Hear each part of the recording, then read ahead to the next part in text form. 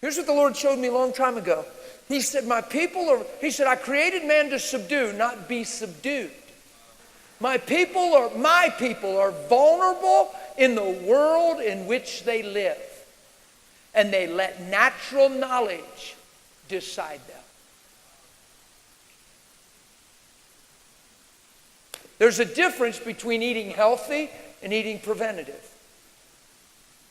Eating healthy is just taking care of your temple. Eating preventative is vulnerability. You're trying to do something to avoid something the gospel's already sanctified you from. You're putting yourself in the same category as every man that's ever had the experience in whatever you're preventing. Here's what the Lord asked me, because I didn't know what was happening that morning. I didn't ask for this. I woke up to this. My people are vulnerable to the world in which they live, and vulnerability is fear. That's what he said. And here's what he said. So profound, it wrecks me. It's faith.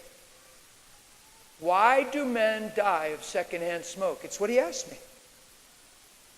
I guess scientifically you could answer that. I guess you could do the study because there's a lot of talk about it. They say secondhand smoke is more lethal than firsthand smoke. That the secondhand smoke inhaler has worse complications than the one that's given off the smoke. For whatever reason, because of the scientific and the...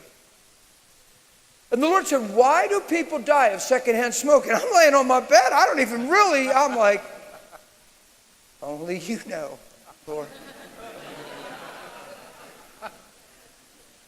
Guess what he said? So profound. He said, because they believe they can.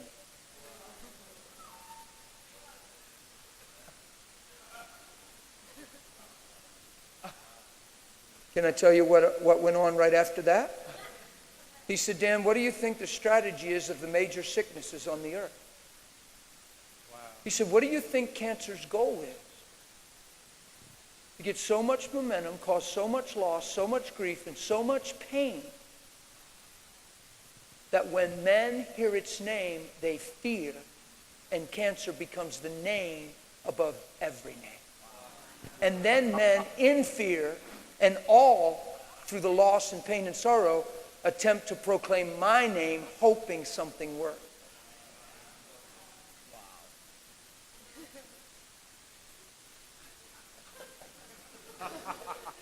Hey, I didn't ask for the conversation. But you be real with me. Very few people in this room haven't been touched by cancer somehow, some way.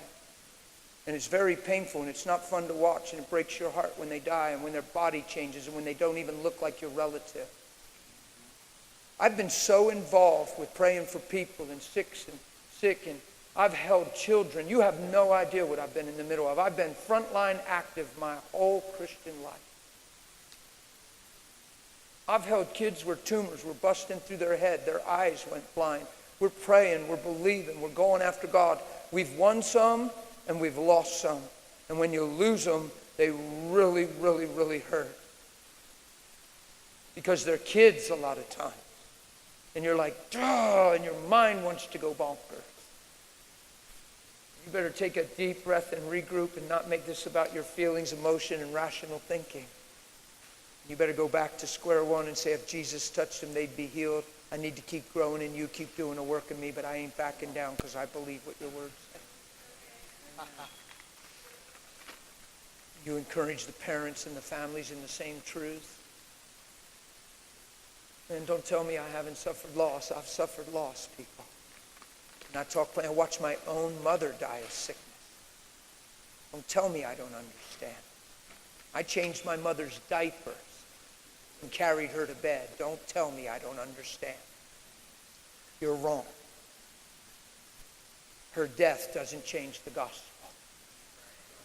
I don't find God through my mother. I find God through his son.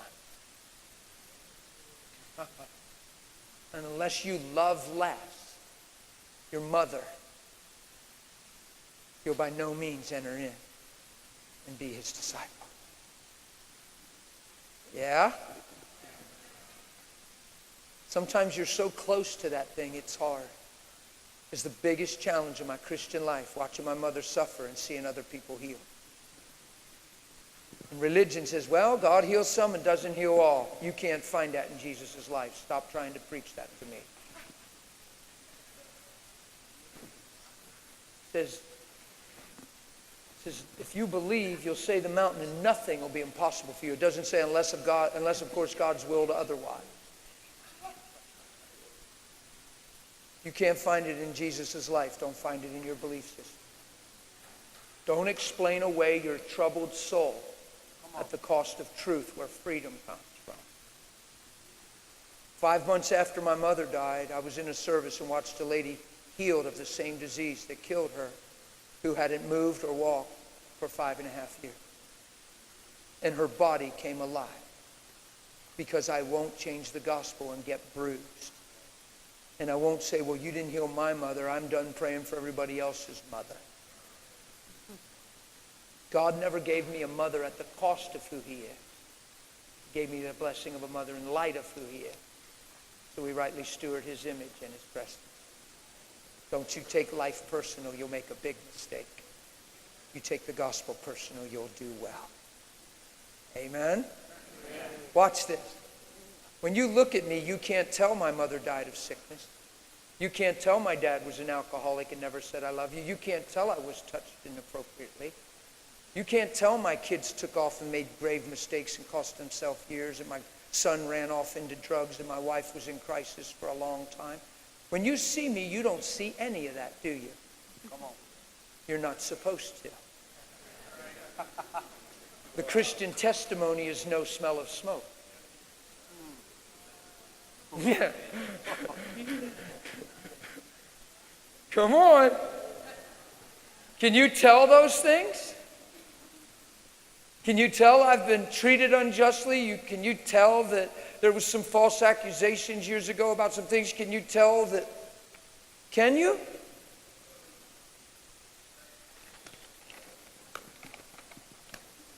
You're not supposed to, church. You're supposed to bear witness of what he went through, not what you've been through. That's Christianity. And that's faith. Yeah.